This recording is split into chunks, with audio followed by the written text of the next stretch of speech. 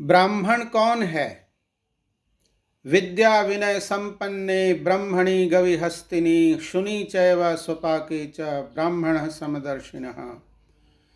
अर्थात जो विद्वान धार्मिक मनुष्य हो या गौ हाथी कुत्ता आदि पशु पक्षी हो अथवा शमशान में काम करने वाला चांडाल ही क्यों न हो, सबके अंदर समान आत्मा को जानते हुए सबके साथ एक जैसा प्रेम पूर्ण व्यवहार करता है, वही ब्राह्मण है। प्रश्न है, पंडित कौन है? आत्मवत सर्वभूतेषु यः पश्यति स पंडिता। जो अपनी आत्मा के तुल्य सबके साथ व्यवहार करता है, सबका सुख दुख मान अपमान एक समान है, सबको सत्य न्याय और दया प्रिय है, ऐसा जानते हुए सबके साथ न्याय दया सम्मान पूर्वक व्यवहार करता है, वही पंडित है। अर्थात सनातन धर्म में सभी मनुष्य और प्राणी मात्र के साथ समान रूप से प्रेम एवं न्यायपूर्ण व्यवहार करने का नियम है। पर यदि कोई भी व्यक्ति सनातनी ब्राह्मण या पंडित ऊंच नीच छुआछूत घृणा का व्यवहार करता है तो इसके लिए वह व्यक्ति दोषी है, सनातन धर्म नहीं। मित्रों नमस्ते। पिछले वीडियो में बौद्ध दीक्षा लेने वालों द्वारा किन देवी देवताओं की पूजा नहीं की जानी है, इस संदर्भ में सनातन धर्म के 33 देवताओं के विषय में बताया था। बौद्ध दीक्षा के संदर्भ में ही यह दूसरा वीडियो बना रहा हूँ। पिछले 5 अक्टूबर के दिन दिल्ली में 10,000 सनातनी बौद्ध मत में दीक्षित हुए। पत्रकारों ने उनसे सनातन धर्म छोड़कर बौद्ध में प्रवेश का कारण पूछा तो उनमें सबका उत्तर था कि बौद्ध मत में सबके साथ समानता का व्यवहार होता है। सनातन धर्म की तरह यहाँ ऊंच नीच का व्यवहार नहीं है। यही बात सबसे अधिक बौद्ध मत में आकर्षित करता है। सनातन धर्म में ऊंच नीच छुआछूत जात पात का भेदभाव बहुत अधिक है। हम लोग इस भेदभाव से बहुत पीड़ित और शोषित हुए हैं। अब हम इस पीड़ा और अपमान को नहीं सहना चाहते, इसलिए बौद्ध बन रहे हैं। सनातन धर्म से इस पलायन को देखकर मुझे बड़ा कष्ट हुआ। इससे भी अधिक कष्ट उनके साथ हुए अन्याय, भेदभाव, अमानवीय व्यवहारों को सुनकर हुआ और विचार आया कि क्या यही सनातन धर्म है? सनातन धर्म में जात पात के नाम पर अन्याय, शोषण, छुआछूत सिखाया जाता है। भारतवर्ष के पिछले सैकड़ों वर्ष के इतिहास में तो ऐसे उल्लेख मिलते हैं। वर्तमान समय में भी पूरे भारत के ग्रामीण क्षेत्रों में ऐसे भेदभाव के समाचार आते ही रहते हैं। तो क्या यही सनातन धर्म है? ऐसा सनातन धर्म है? ऐसे धर्म से तो दूर रहना ही अच्छा है। फिर विचार आया कि इस प्रकार केवल देखी सुनी बातों के आधार पर निर्णय लेना बुद्धिमान का काम नहीं है। संसार में मनुष्य अज्ञान और स्वार्थ के कारण धर्म विरुद्ध आचरण करते देखे जाते हैं। कुछ लोग अधर्म आचरण करते हैं पर निंदा सबकी होती है, पूरे समाज की होती है। सभी अनुयायी, सभी फॉलोवर बदनाम होते हैं। इसलिए सनातन धर्म के विषय में निर्णय करने से पहले इसके धर्म ग्रंथ का अध्ययन करना अनिवार्य है। सनातन धर्म आदिकालीन धर्म है। इसका प्रचालक कोई मनुष्य नहीं, स्वयं सृष्टिकर्ता माने गए हैं। सृष्टि के आरंभ में सृष्टि बनाकर ईश्वर ने 4 ऋषियों को 4 वेदों का ज्ञान प्रकाशित किया। यही 4 वेद धर्म ग्रंथ हैं। ये 4 वेद ही सार्वभौम एवं सर्वमान्य हैं। वेद के अतिरिक्त अन्य कोई भी पुस्तक की कोई बात तभी स्वीकार की जा सकती है जब उसकी बात वेद के सिद्धांत के अनुकूल हो। वेद विरुद्ध किसी भी व्यक्ति या ग्रंथ की बात मानने योग्य नहीं है। अर्थात सनातन धर्म का मूल वेद है। मूल को जान लेने पर यानी वेद को जान लेने पर सनातन धर्म के विषय में सही निश्चय हो जाएगा। अतः हमने वेदों में वर्तमान जात पात, छुआछूत, ऊंच नीच, घृणा, अन्याय, शोषण से संबंधित बातें खोजने का प्रयास किया, समय और श्रम लगाया, पर मनुष्य मनुष्य के बीच ऐसे अमानवीय व्यवहार करने का चारों वेदों में एक भी आदेश, उपदेश या निर्देश नहीं मिला। पर इसके विपरीत वेद में जगह जगह मानव के बीच उच्च स्तर का आपसी प्रेम और सहयोग करने का उपदेश मिला।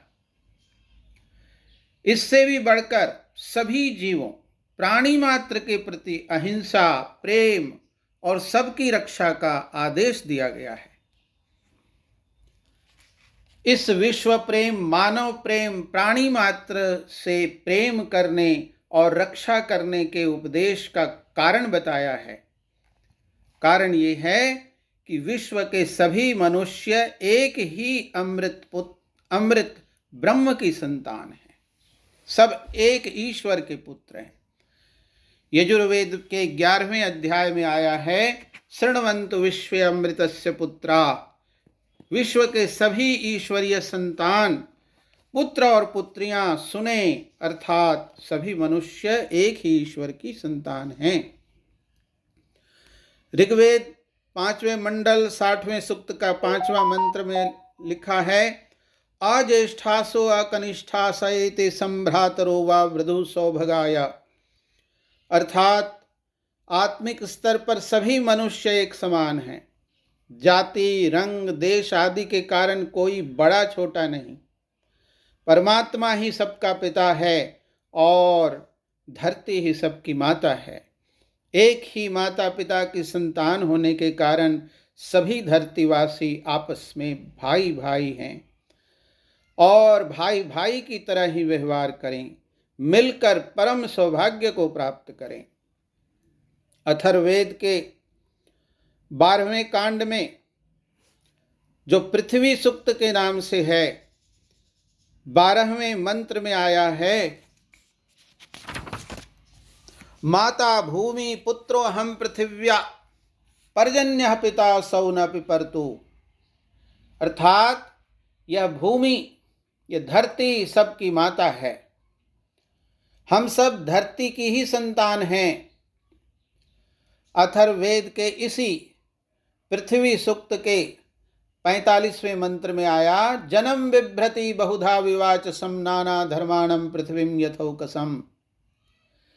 इस धरती पर 84 लाख योनियां, सभी जीव जंतु जो भिन्न भिन्न वाणी भाषा बोलते हैं, और मनुष्यों में जो सभी आश्रम और वर्ण के लोग जो सभी अपने धर्मों का पालन करते हैं, यह धरती माता सभी जीवों का और मनुष्यों का एक घर है। सब इसी एक घर के निवासी हैं, एक घर के सदस्य हैं। अर्थात यह धरती माता सभी जीवों मनुष्यों का घर है।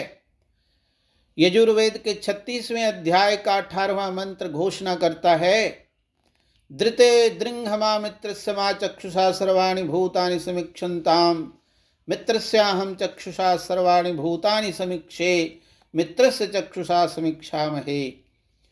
अर्थात हे ईश्वर, संसार के सभी प्राणी मुझे मित्र की दृष्टि से देखें, मैं सबको मित्र दृष्टि से देखता हूं। हम सब एक दूसरे को मित्र की दृष्टि से देखें। कितनी सुंदर, सबके साथ सबके लिए मित्र भाव की शिक्षा वेद में परमात्मा ने दिया है। अथर्ववेद के 19वें कांड का 62वां सूक्त का पहला मंत्र आया, प्रियम मा कृणु देवेषु प्रियम राजसु मा कृणु प्रियम सर्वस्य पश्यतौ तशूद्रौ तारये। अर्थात मैं विद्वानों ब्राह्मणों में प्रिय बनूं, राजपुत्रों क्षत्रियों में प्रिय रहूं, सबके साथ प्रियाचरण करता हुआ, सबको प्यार की दृष्टि से देखता हुआ मैं शूद्रों और वैश्यों का प्रिय बनूं, शूद्रों और वैश्यों में भी प्रिय बनूं, सबका प्रिय बनूं। यजुर्वेद के 18वें अध्याय का 48वां मंत्र, जिसमें आया है रुचम नो धेहि ब्राह्मणेषु रुचम राजसु नस्कृधे रुचम विशेष शूद्रेषु मयि धेहि रुचा रुचम। कि हे ईश्वर, हम लोग प्रीति से, भय से नहीं, हम लोग प्रीति से, प्रेम से एक दूसरे के साथ प्रिय आचरण करें, प्रेम का व्यवहार करें, सबके जीवन में प्रकाश हो, सबके जीवन में सुख शांति हो। यजुर्वेद के 26वें अध्याय का दूसरा मंत्र, जिसमें ईश्वरीय ज्ञान वेद को पढ़ने का सबको समान अधिकार दिया गया है। यथे मां वाचम कल्याणी मां वदानि जनेभ्यः ब्रह्मराजन्याभ्याम शूद्राय चार्याय च स्वाय चारणाय। परमात्मा कह रहे हैं कि मैं ब्राह्मण, क्षत्रिय, वैश्य, शूद्र, स्त्री, पुरुष सबके लिए ज्ञान दिया हूँ। वेद ज्ञान सबके लिए है, इस पर सबका अधिकार है, सब इसे पढ़ें, ये सबका धर्म ग्रंथ है। तो आज जो समाज के अज्ञानी लोग और स्वार्थी लोग कुछ लोगों को वेद आदि पढ़ने से, विद्या पढ़ने से रोकते हैं, वो कान खोलकर सुन लें कि परमात्मा सबको पढ़ने का अधिकार देता है। जिसकी वाणी है, जिसकी जिह्वा है, जिसके अंदर बुद्धि है, उन सबको वेद पढ़ने का अधिकार है। जैसे जिसके पास पैर है तो चलने का अधिकार है, आंखें हैं तो देखने का अधिकार है, कान है तो सुनने का अधिकार है, वैसे ही जिह्वा है, बुद्धि है तो पढ़ने का अधिकार है। इससे कोई वंचित नहीं कर सकता। जो वंचित करता है वो बहुत ही पापी है, घोर अन्यायी है, समाज का बोझ है ऐसा व्यक्ति। अंत में आइए ऋग्वेद के अंतिम सूक्त 10वें मंडल का 151वां का 1 से 4 मंत्र, जिसे संज्ञान सूक्त कहते हैं। जैसा आपने सुना होगा 100 सयाने एक मत होते हैं, तो ऋग्वेद का विषय ज्ञान का विषय है और ज्ञान का अंतिम निचोड़ यही है कि ज्ञान के बाद हम सब में एकता स्थापित हो जाए। संगच्छध्वम संवदध्वम संवो मनांसि जानताम। परमात्मा कहते हैं कि हे मनुष्यों, तुम एक साथ चलो, एक साथ बोलो, सब मिलकर चलो, मिलकर परस्पर प्रेम से बोलो, तुम्हारे मन की अच्छी प्रकार ज्ञान युक्त और सुसंस्कृत हो।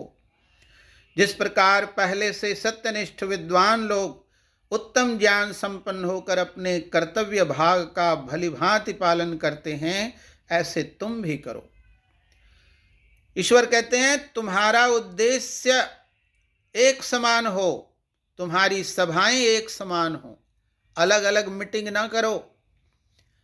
चाहे ब्राह्मण, क्षत्रिय, वैश्य, शूद्र जो चारों हैं, सबकी सभा एक होनी चाहिए। सभी आर्य हैं, सभी सवर्ण हैं, कोई अवर्ण नहीं है, कोई असवर्ण नहीं है, ये चारों ही सवर्ण हैं। चारों की सभाएं एक हों, उनमें किसी पर कोई अनुचित प्रतिबंध ना हो। कृपया तुम्हारा मन और चित्त समान हो। मैं तुम्हें समान रूप से सबके कल्याणार्थ वेद मंत्रों का उपदेश देता हूं और तुम सबको उपभोगार्थ समान रूप से पृथ्वी, जल आदि पदार्थों को देता हूं। परमात्मा ने जो सृष्टि बनाई है उस पर भी सबको भोग का अधिकार है। इन 4 मंत्रों के द्वारा ऋग्वेद के अंतिम सूक्त में समानता के अधिकारों के विषय में विशेष रूप से प्रकाश डालते हुए ये बताया कि मनुष्य के ज्ञान का, ज्ञानी होने का सार यही है, तत्व यही है कि वो संसार को जोड़े, संसार को तोड़े नहीं, सबको संगठित करे। इस प्रकार मित्रों, वेदों में जो कि सनातन धर्म का मूल है, उसमें पूरे विश्व में मनुष्यों में भ्रातृभाव और एक ईश्वर में पितृभाव का व्यवहार सिखाया है। कह सकते हैं अंग्रेजी में fatherhood of God and brotherhood of souls. इन ऋग्वेद के 4 मंत्रों का अंग्रेजों ने भी अनुवाद किया है व्याख्या की है। यद्यपि उनके लिखे हुए प्रमाणिक नहीं माने जाते हैं पूर्ण रूप से, तथापि उसका अनुवाद देखिए। ग्रिफिथ महोदय ने, जो बनारस विश्वविद्यालय में पढ़ाया करते थे, उन्होंने इस 4 मंत्र का अनुवाद किया है। Work together, speak together, let your minds be all alike, may your aim be common, your assembly common, common the idea and the thoughts of those united, a common purpose do I lay before you, and worship with your common oblation. Common be your aim and your hearts united, your mind be one, so that all may happily live together. May your decision be unanimous, your minds being of one accord. May the thoughts of all be united, so that there may be a happy agreement among you. इस प्रकार आपने देखा, सनातन धर्म का मूल आधार जो वेद है, उसमें पूरे विश्व के मनुष्यों के साथ भ्रातृभाव और परमपिता परमात्मा के साथ पितृभाव का व्यवहार सिखाया है। सबके साथ प्रेम और समानता का व्यवहार सिखाया है। अब कोई व्यक्ति इस धर्म का पालन नहीं करता है तो वह व्यक्ति दोषी है, सनातन धर्म नहीं। जो व्यक्ति छुआछूत घृणा फैलाता है, उस व्यक्ति को समाज दंडित करना चाहिए। वेद के विरुद्ध कोई महापुरुष भी इसलिए क्योंकि कोई भी मनुष्य पूर्ण नहीं होता। हम जिन्हें महापुरुष कहते हैं वो भी पूर्ण नहीं होते, उनके जीवन में भी कुछ वेद विरुद्ध आचरण हो सकते हैं। तो उन महापुरुषों के भी उन दुर्गुणों को का आचरण नहीं करना है। और जो वर्तमान समाज में छुआछूत और घृणा फैला रहे हैं, उन्हें दंडित करना चाहिए। इसके साथ ही रामायण, महाभारत, मनुस्मृति और पुराण आदि इन पुस्तकों में भी यदि वेद के विरुद्ध कुछ लिखा गया है तो उन पुस्तकों को शुद्ध करना चाहिए। इसलिए जो सनातन धर्म को दोषी समझता है, यह उस व्यक्ति की समझ दोषपूर्ण है। सनातन धर्म के विषय में उसका अज्ञान है। उसे अपनी समझ और ज्ञान को ठीक करने की आवश्यकता है। समाज को स्वयं सुधरने और समाज को सुधारने की आवश्यकता है, न कि पलायन करने की आवश्यकता है। वेद के सिद्धांत समानता और अहिंसा पर आधारित हैं। इसी के साथ ये वीडियो पूरा करता हूँ। आप अवश्य ही इसका साझा करें और पूरे समाज में यह संदेश पहुँचाएं कि वास्तव में सनातन धर्म क्या है, जिससे लोगों को पता चल जाए। और वर्तमान समय में जो आचरण किया जा रहा है वो वेद के विरुद्ध आचरण है। बहुत से साहित्य और महापुरुषों के जीवन भी वेद विरुद्ध हैं, जो आचरण अनुकरण के योग्य नहीं है। बहुत बहुत धन्यवाद। ओम शांति, नमस्ते सबको।